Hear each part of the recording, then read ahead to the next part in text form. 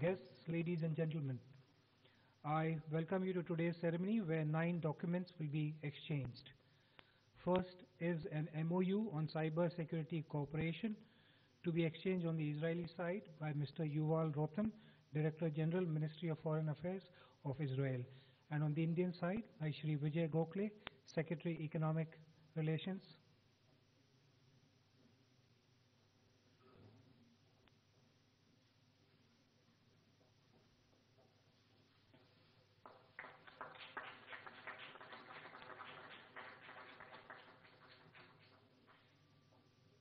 Second, MOU between the Ministry of Petroleum and Natural Gas and the Ministry of Energy on cooperation in oil and gas sector to be exchanged by Ambassador Daniel Carmen and Shri Vijay Gokhale, Secretary Economic Relations.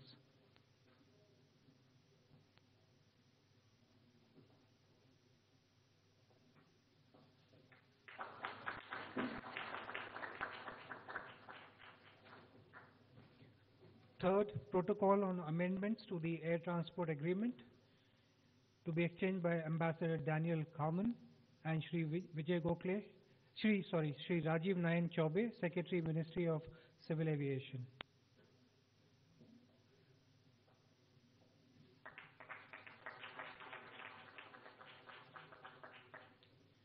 Fourth, agreement on film co-production to be exchanged by Ambassador Daniel Carmen and Shri N.K. Sinha, Secretary Ministry of Information and Broadcasting.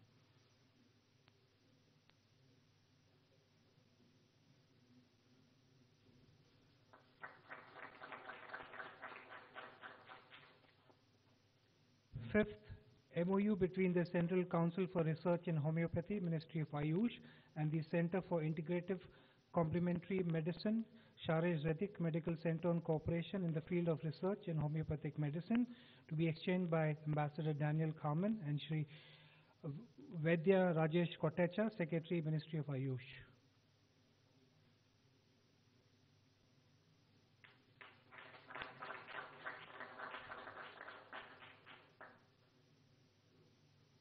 Sixth, MOU between the Indian Institute of Space Science and Technology and the Technion Israeli Institute of Technology for cooperation in the field of space to be exchanged by Ambassador Daniel Carmen and Dr. V.K. Dadwal, Director of IIST.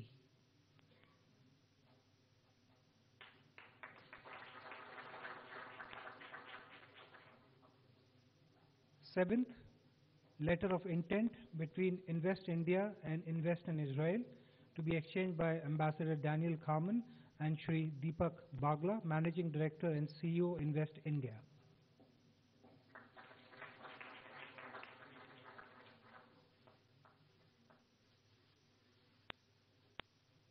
Eighth, letter of intent between IOCL and Finergy Limited for cooperation in the area of metal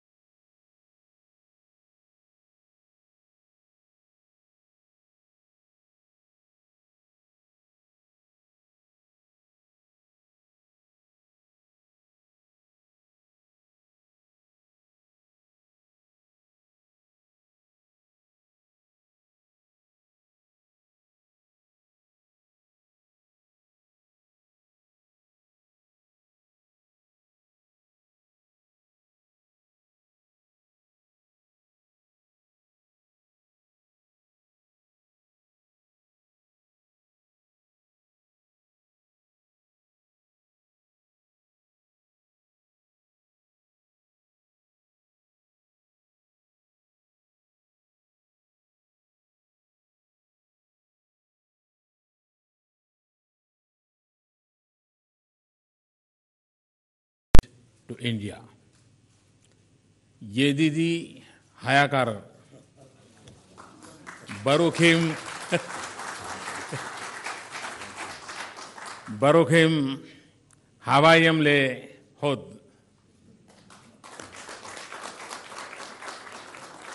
My good friend, welcome to India.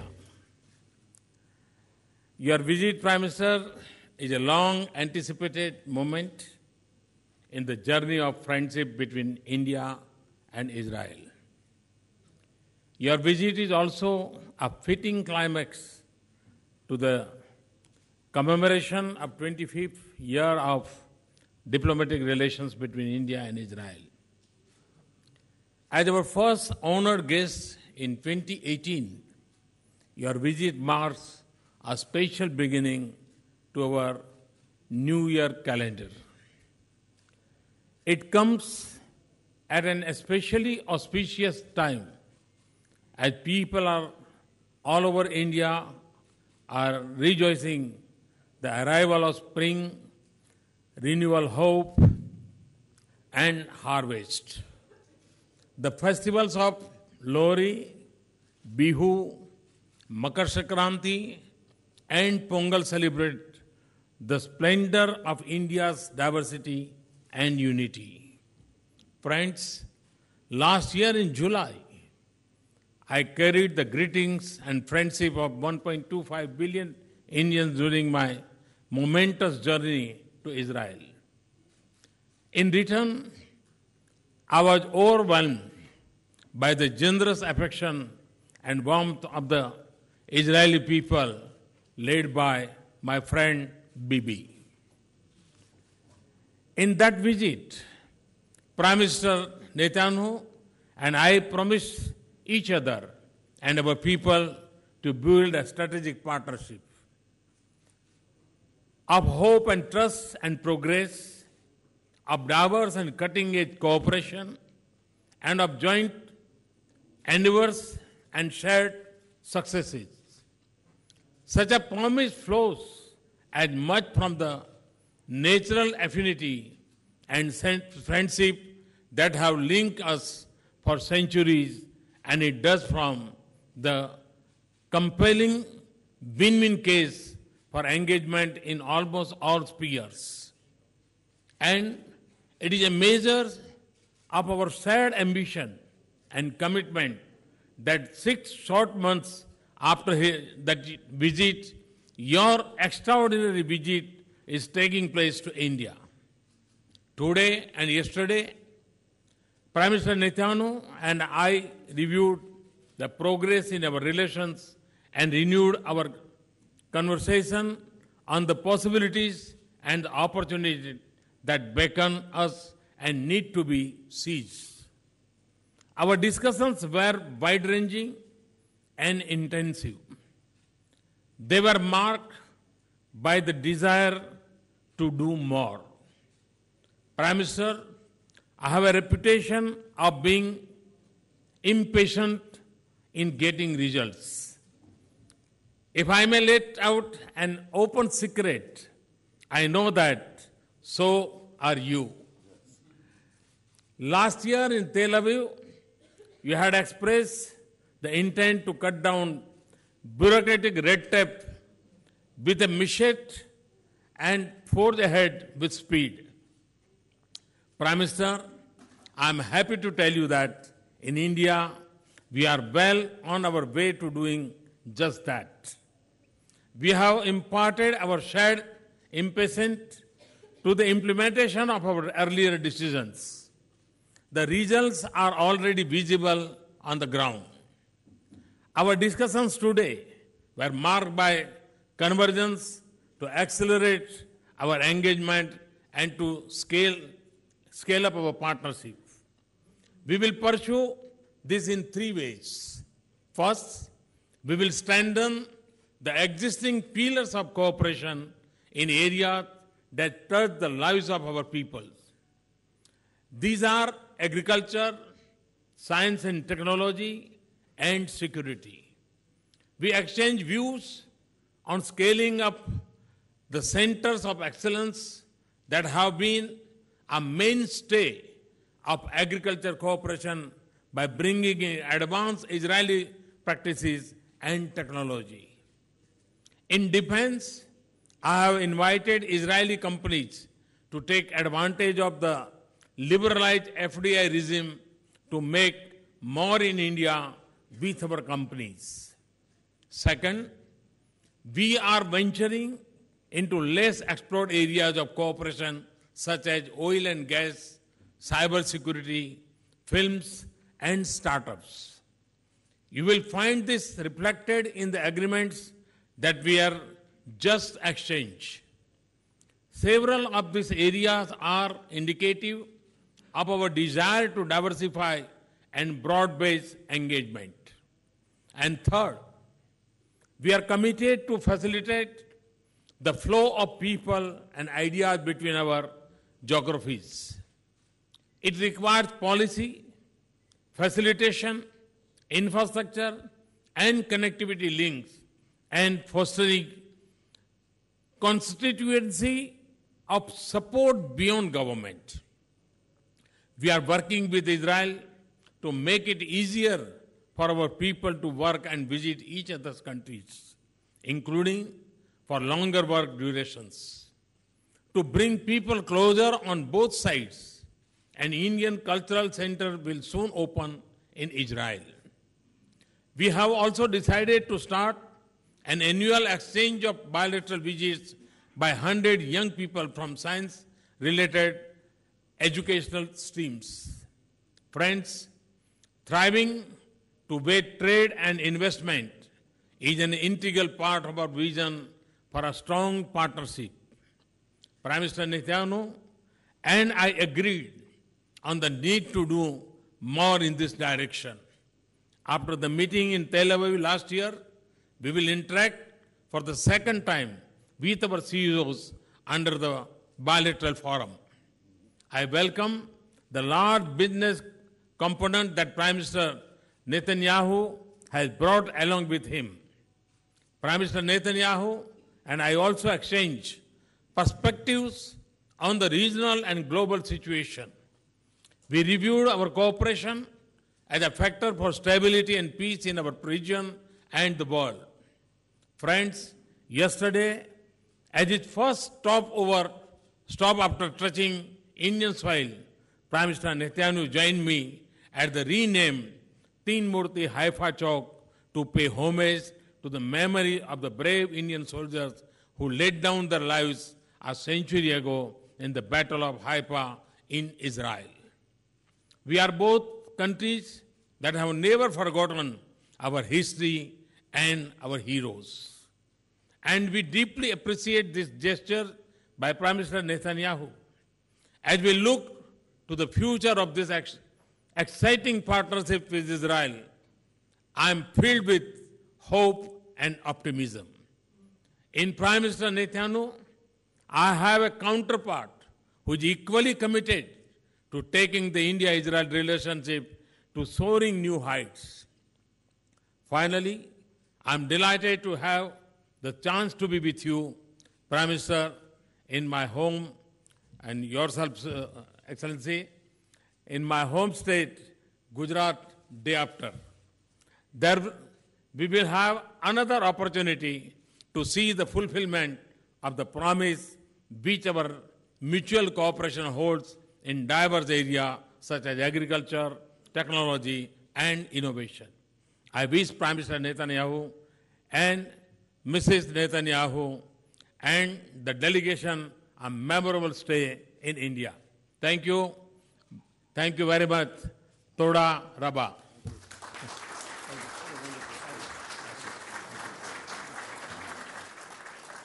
Thank you, sir. May I now request the Prime Minister of Israel to deliver his remarks to the media. Thank you, my friend, Prime Minister Modi, Narendra. Thank you for your exceptional friendship and hospitality that you showed me, my wife, our delegation. I was deeply moved today in the celebration, at the ceremony. It was an expression not only of the honor you showed me, but the honor you show the people of Israel and the state of Israel. You are a revolutionary leader, in the best sense of the word revolution. You are revolutionizing India. You're catapulting this magnificent state into the future, and you have revolutionized the relationship between Israel and India. I'm the son of a historian. Our peoples have had thousands of years of history. India and Israel are two of the most ancient civilizations on earth.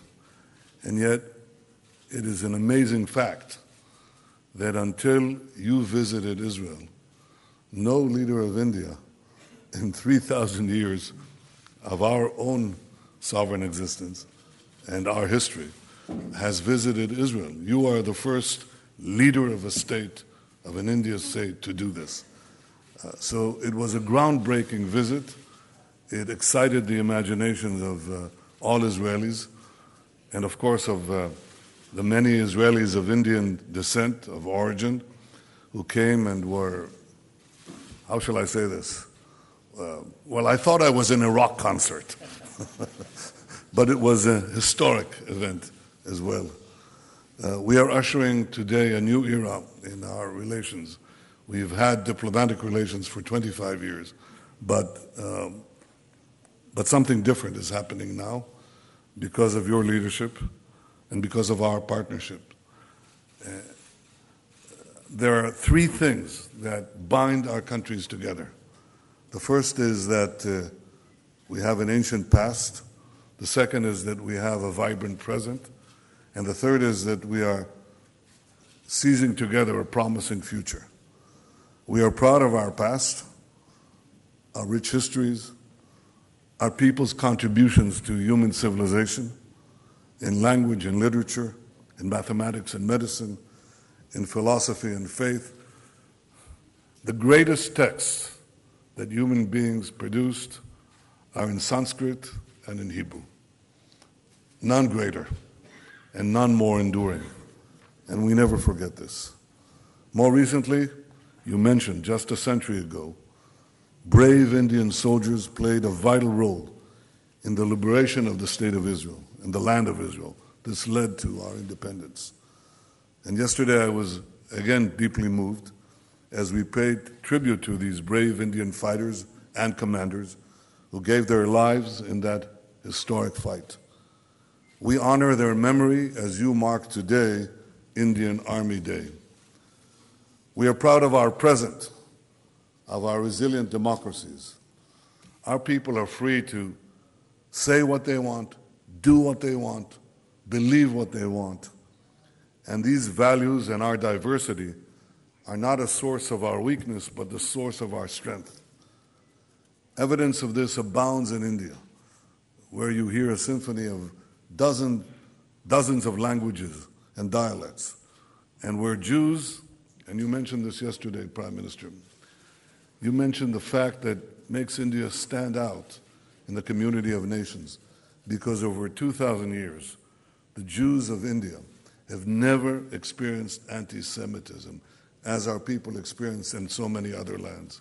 This is a tribute to your civilization, to your tolerance, to your humanity. Israelis and Indians are bound by the kinship of free peoples, but I believe that democracy cannot be taken for granted. Despite the doubts, despite the challenges, India and Israel are living proof not only that democracy works, but they demonstrate something deeper, the intrinsic value of freedom, which I believe is the intrinsic value of life. Citizens thrive. Ultimately, it is the free citizens who thrive because they are free and when they are free. Finally, we are proud that we are seizing the future so we can make a better life for our peoples and for others around the world.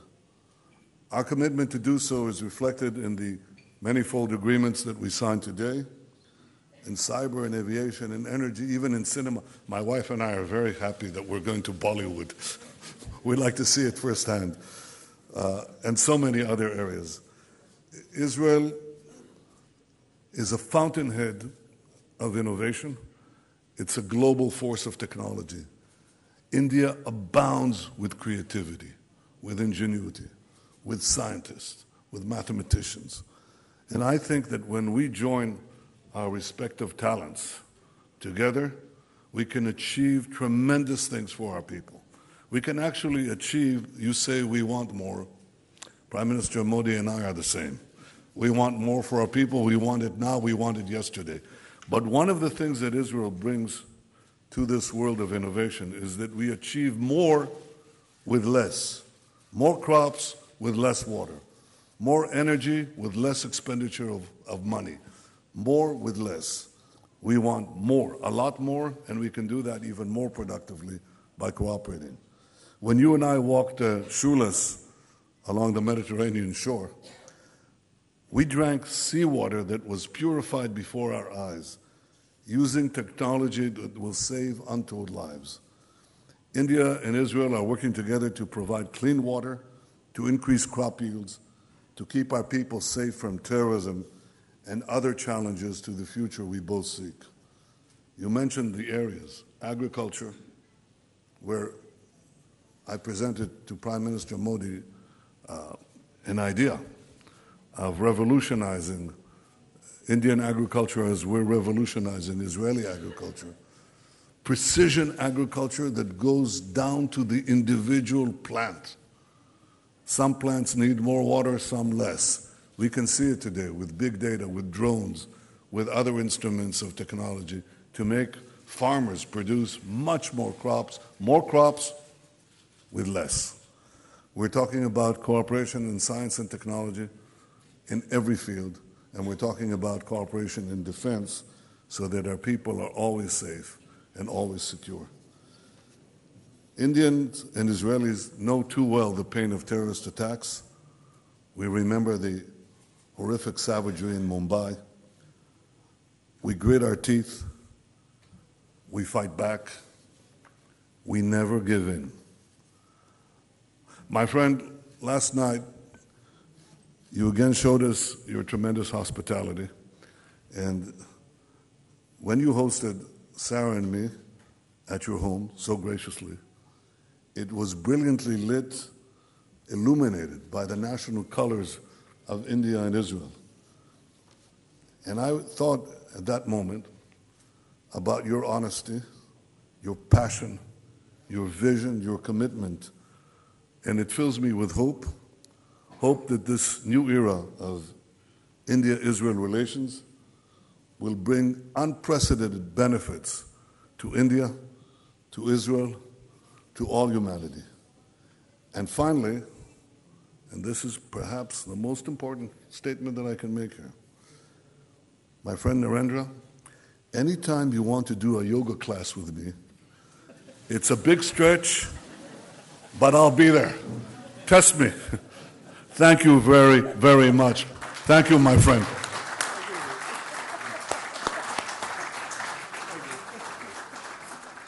Thank you, Excellency, for your statement. This concludes the press event. Thank you all for joining.